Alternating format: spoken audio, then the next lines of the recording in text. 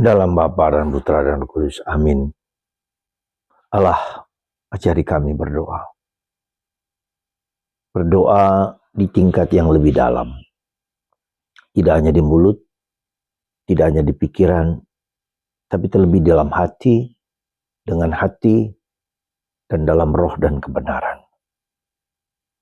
Bantu kami untuk menyadari kehadiran-Mu, sehingga doa kami menjadi doa yang tulus, doa yang suci, doa yang murni, dan doa yang keluar dari batin kami.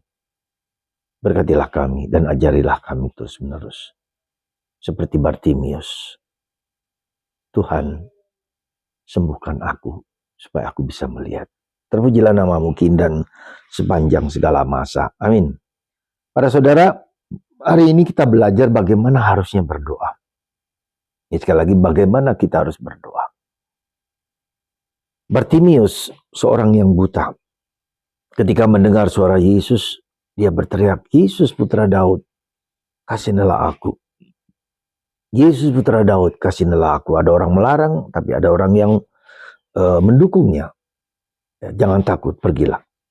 Dan pertanyaan Yesus luar biasa. Apa yang kau inginkan aku perbuat bagimu?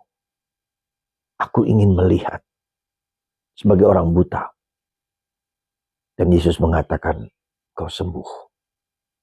Lalu dia butanya, terbukalah matanya. Saudara, saya mengajak Anda untuk melihat sekali lagi bagaimana cara kita berdoa. Ya, kenapa seringkali doa kita tidak dikabulkan? Karena mungkin ya, cara kita berdoa baru terbatas pada mulut, vokal. Ya, ya seperti kita lakukan ya padanya, Bapa kami, Salam Maria. Ya. Harus lebih dalam lagi pada itu dengan pikiran. Kita berdoa untuk bukan hanya kepentinganku sendiri saja, tapi kepentingan orang lain. Saudara kita, sekitar kita, masyarakat, gereja, seluruhnya. Orang menderita, orang susah, dan seterusnya. Dengan pikiran. Jadi doa kita lambungkan demi kebaikan orang lain. Yang ketiga, tahap ketiga adalah tahap dengan hati. Berdoa dengan hati. Dan ini yang terjadi pada diri Bartimius. Dia berdoa dengan hati. Tuhan, kasihanilah aku orang berdosa. Jadi suatu pengalaman hidup batin yang aku berdosa. Aku salah, aku lemah. Ya. Aku buta. Mohon. Dia sadar akan pengalaman yang sakit bertahun-tahun. Yang menderita. Tapi dia ungkapkan. Dia berteriak. Ya sudah capek, letih dengan kelemahan itu. Dengan dosa itu. Dengan keterbatasan itu. Lalu ada orang mendorong, ada orang melarang. Dia terus bergulat. Lalu pertanyaan Yesus yang bagus sekali. Apa yang kau inginkan ku perbuat bagimu? Pertanyaan itu untuk kita semua. Apa yang aku ingin kau perbuat bagimu? Ekaristi ini Tuhan berbuat sesuatu. Ekaristi adalah penyembuhan, kuasa penyembuhan. Doa kita. Di mana kita tidak bersandar lagi kepada diriku, tapi bersandar kepada Tuhan. Ekaristi adalah karya keselamatan Tuhan bagi Anda dan bagi saya. Jadi terjadi perubahan signifikan antara yang kuinginkan, yang kumohonkan, tapi kemudian Yesus mengatakan, apa yang kau inginkan ku berbuat. Ya. Fokusnya bukan lagi kepada sakitku, penderitaanku, problemku, tapi pada Kristus yang menyelamatkan. Disitulah doa dengan hati. Ya, lalu yang lebih dalam lagi adalah doa dan kebenaran, dalam kebenaran dan Roh Kudus. Yaitu membiarkan Tuhan bekerja, membiarkan Tuhan Roh Kudus bekerja dalam diriku. Ya. Roh Allah yang masuk dalam diriku, yang berbuat baik untuk diriku sendiri maupun untuk orang lain. Saudara, saya membagi tahapan doa ini tentu saja tidak dari 1, kedua, ketiga, keempat, bukan itu. Tapi merupakan sinergi satu kesatuan. Ya, dengan mulut, dengan kepala, dengan hati, dan dalam roh dan kebenaran, dalam keheningan dan kesunyian.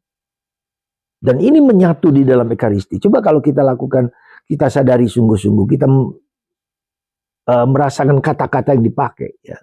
Kalau kita perhatikan, ya Bapa, doa-doa kepada Bapa. lewat Yesus Kristus, Sang Juru Selamat, Sang Penebus. Jadi itu saudaraku, esensi dari doa mencakup keempat faktor itu. Lalu, yang penting juga kita sadari adanya ketulusan hati. Adanya kejujuran. Adanya kerendahan hati bahwa aku butuh. Dan ketika kita bisa merasakan kata-kata Ekaristi, kata-kata yang dipakai dalam kitab suci itu menjadi sesuatu yang mengena, sesuatu yang kita rasakan. Allah, aku berdosa, aku lemah. Ya Allah, bersegeralah menolong aku. Gitu kan. Ya, kata-kata ini menjadi kata-kata yang bermakna, yang dalam artinya. Dan itu merasuk dalam seluruh diri kita. Tuhan, Yesus mengatakan, apa yang kuperbuat, yang ingin kuperbuat untukmu, yang kau inginkan aku perbuat untukmu, aku sembuh. Yang ketiga, sembuh itu bukan hanya secara fisik, tetapi juga sembuh secara batinnya. Mataku tidak hanya melihat yang fisik, tapi melihat di balik yang fisik, yang keseharian ini, ya, di mana ya, melihat karya keselamatan dengan benar, pengertian yang benar tentang keselamatan. Kita melihat Allah yang bekerja, Allah yang agung, yang dahsyat, yang melakukan yang terindah yang bisa diberikan kepada kita. Itulah saudara. Ketika kita melihat karya Tuhan yang agung dalam kehidupan kita sehari-hari, hidup kita akan menjadi bermakna, penuh harapan, penuh kasih ya, kepada orang lain, kepada sesama. Maka mari saudaraku, kita mohon, Tuhan, aku ingin sembuh. Bukalah mataku, bukalah mata hatiku, bukalah diriku, supaya aku melihat karya Tuhan yang agung dalam hidupku. Meski juga dalam keseharian, dalam problem hidupku. Mari kita mohon rahmat, supaya kita semua dikuatkan dan diteguhkan dalam kehidupan ini. Dan ketika tumbuh iman yang demikian, maka kita punya devosi yang kuat.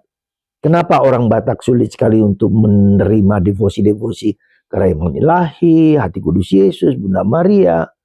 Ya, karena orang Batak terlalu pakai kepala. Maka kita harus mempersembahkan hati kita kepada Tuhan. Kita punya devosi, kita punya kewajiban, kita punya dorongan untuk menyembah sujud kepada Tuhan.